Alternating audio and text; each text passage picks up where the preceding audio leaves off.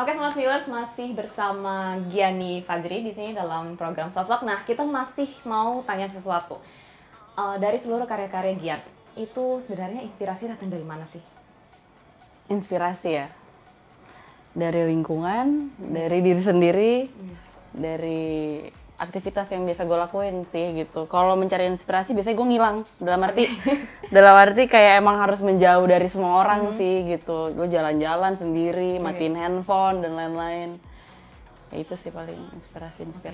Sebenarnya ada tantangan terbesar nggak sih bagi seorang director kayak Gian ini dalam membuat suatu project? Misalnya apakah harus bertentangan dengan keinginannya sendiri atau harus ngikutin apa kayak gitu?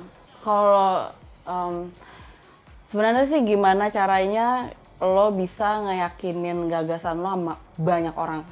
Karena produksi film tuh nggak cuma sendiri gitu. Dan itu tuh project banyak orang gitu. Gimana caranya kita bisa nyatuin satu energi dan visi gitu untuk buat satu karya gitu. Lebih kayak gimana caranya yakinin orang-orang. Tantangannya sih lebih ke situ kali ya, kayak compromise everything kayak gitu. Oke. Jadi ada misalnya bisa diceritain nggak project apa yang paling menurut Gian tuh paling struggle? Struggle ya? Semua struggle sih.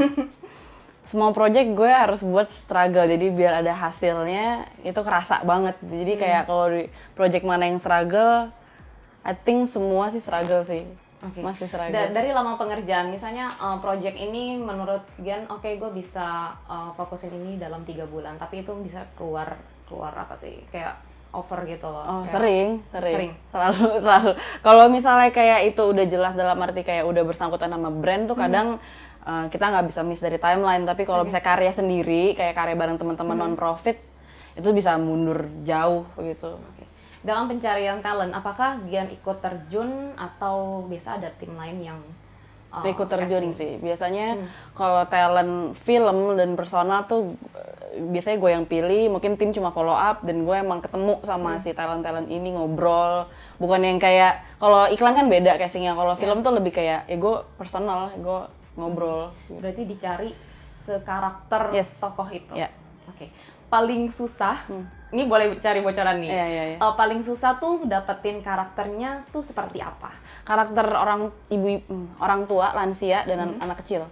Oh gitu? Karena mereka berdua adalah karakter yang bukan susah sih, susah di direct karena orang tua gitu kan, kayak lo harus ngatur moodnya seperti nggak boleh kayak ngasal gitu kan, kita harus butuh dia in a good mood gitu.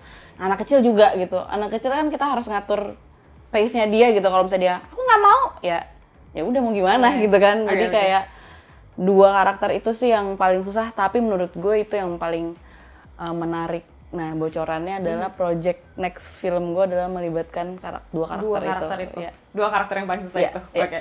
Jadi penggunaan karakter itu penting pasti. Terus apakah sekali pemilihan nih, misalnya aktornya ini, terus dia tuh kurang cocok sama peran itu. Nah, itu ada pergantian atau dia harus ngikutin apa yang Gian pengen? Biasanya sih kalau misalnya kayak film gitu tuh kayak main feeling sih, kayak you just know dia bisa gitu. Kalau misalnya dia kayak nggak bisa, kadang workshop terus. Kayak workshop kayak, nih gue yakin lo bisa gue yakin lo bisa. Dan emang harus sama-sama gitu, bukan kayak lo harus gini, enggak, tapi kayak dari si aktornya juga ada willing to ini gitu, to improve gitu. Dari seluruh karya-karya Gian sendiri, adakah pencapaian terbesar seorang Gian untuk menciptakan suatu karya? Misalnya, pencapaian terbesar paling besar yang ini nih. Terbesar sih gue belum sih. Gue nggak tahu, gue nggak pernah puas sih. Maksudnya kayak dibilang terbesar sih belum ada ya. Kayak semua sih gue kayak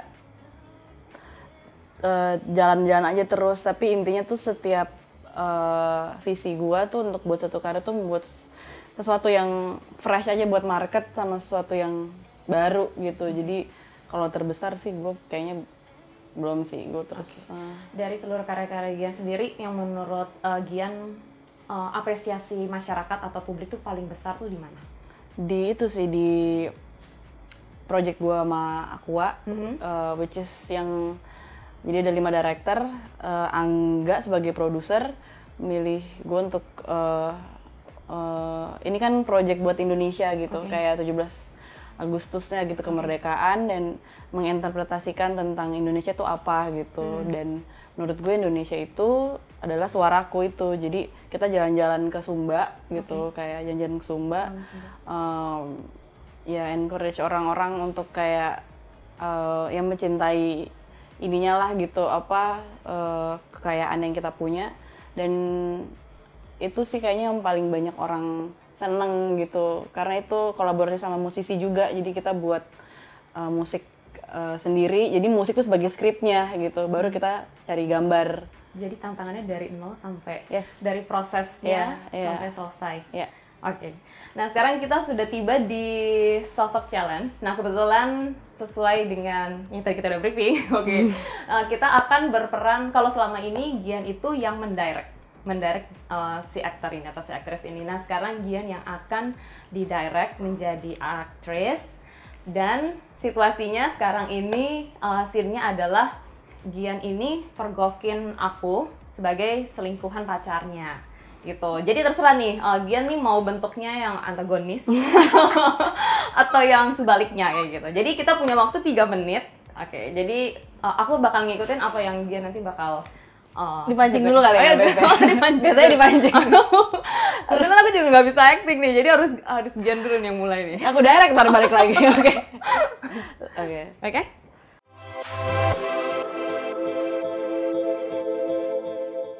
Arin kemarin dari mana? Jalan-jalan ke mall. Jalan ke mall. Oh kemarin ke mall mana ya? Ke Alam Sutra. Alam Sutra. Lagi midnight sale ya kemarin ya? Belum sih, belum. Belum ya? Kenapa? Soalnya kemarin aku kayak mampir tuh karena lagi ada midnight sale jam 11-an gitu kan. Aku ngeliat kamu lagi belanja gitu. Bener gak sih? Iya sih. Belanja ya? Sama siapa sih? Banyak banget tuh belanjaannya. Sama teman sih. Dibantuin gitu rame ya? Kayak, kemana habis itu? Nonton sih. Nonton, midnight ya. Terus temennya siapa? Itu kok kayak bawa-bawa, bukan itu ya, asisten itu bukan, diajak nonton ya asistennya? Iya, teman deket sih, teman dekat. Tapi kayaknya kamu nggak tahu sih. Kayak pernah lihat sih, tapi si teman dekatnya itu kenal juga apa? Emang kamu ngeliatnya sama siapa sih, Kian? Kayak pernah lihat sih gitu. Lumayan deket lah sama aku gitu. Namanya siapa? Temen aku kok. Kayaknya kamu gak kenal. Pengen dong kenalan please. Kayak soalnya kayak cakep gitu. Kayak gue Arifin namanya, Arifin. Arifin kok. Kenal di mana sama Arifin? Aku lupa sih aku kenal di mana. Tapi aku udah temenan lama gitu kok. Temen Temen beneran. Oke. Arifin tuh cowok gue. Kita kan udah temenan lama kan? Iya. Harusnya kamu tahu dong kalau aku tuh nggak mungkin. Tapi gue lihat. Tapi kamu nggak pergokin aku juga loh. Ya, buat apa? Toh kalian akan kabur juga kan? Tapi kamu nggak minta konfirmasi apa gitu ke pacar kamu, kayak apa kek? Ya, aku pengen tujuan aja dari sahabat gue sendiri. Tapi sebenarnya aku sama Arifin tuh nggak ada apa-apanya, cuman temenan aja. Terus kebetulan pas lagi belanja midnight sale agak kerempongan kan, terus ya udah aku ajak dia. Tapi kamu enjoy sama Arifin? Bukan enjoy sebagai apa sih, cuman aku nganggap dia teman aja kok. Nggak lebih gitu. Tapi lo kalau jadi teman gue, lo ngomong nggak kalau misalnya Arifin, lo jalan sama Arifin? Sebenarnya aku juga bingung sih, kok Arifinnya nggak ngomong ke kamu gitu loh. Kalau aku sama dia tuh emang teman aja gitu kan. Tapi harusnya dia ngomong sih, harusnya. Jadi mendingan gue putusin aja ya Arifin ya? Boleh sih. Oke. Sebenarnya gue nggak acting, gue jadi nanya-nanya, jadi kayak.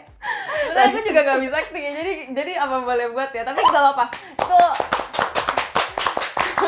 Itu gue kalau ya kayak gitu Gian nanya lebih jadi menginvestigasi ya. Menginvestigasi gue kalau misalnya ini kayak nanya-nanya gitu. Tapi sebenarnya di balik ini sebenarnya ada ada kepengenan nggak sih jadi seorang aktris di depan Mungkin kamera? kalau kayak lewat-lewat doang nggak apa-apa ya. Gitu kayak gitu nggak apa-apa kayak maksudnya ada beberapa film teman-teman buat gitu kayak gitu buat mau gue kayak cameo aja ya, kayak misalnya gue tiba-tiba jadi kayak lagi beli sate ini gitu kayak yang gitu-gitu kayak tiba-tiba kayak jadi yang owner coffee shop yang kayak itu gue nggak apa-apa, tapi kalau gue jadi karakter lain yang kayak gue harus nggak bisa. Itu jadi sebenarnya siapa tahu nih ya ada suatu project tertentu nih yang Gian lagi garap dan harus membutuhkan aktris yang karakternya tuh kayak Gian banget gitu. Kira-kira bakal terjun nggak jadi seorang aktris itu? enggak Dan digarap sendiri? enggak sih, Enggak ya? karena gue pernah nyoba juga, jadi ada satu project gue ngedirect dan gue juga jadi talentnya nggak bisa karena si tim gue pun kayak nunggu aba-aba dari gue gitu, jadi kayak gimana kayak gue kayak acting tapi kayak susah gitu, jadi kayak emang lo harus pilih antara directing or actress gitu. Kedua dari terakhir pertanyaannya, harapan Gian untuk dunia perfilman tanah air? Harapannya besar ya gitu, kayak perfilman Indonesia udah bisa dilihat banyak sama negara-negara luar dan dipandang juga gitu. Gue yakin dan gue percaya filmmaker di Indonesia sekarang tuh udah grow up banget.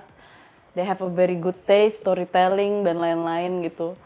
Mungkin kayak yang gue harap sih struktur dalam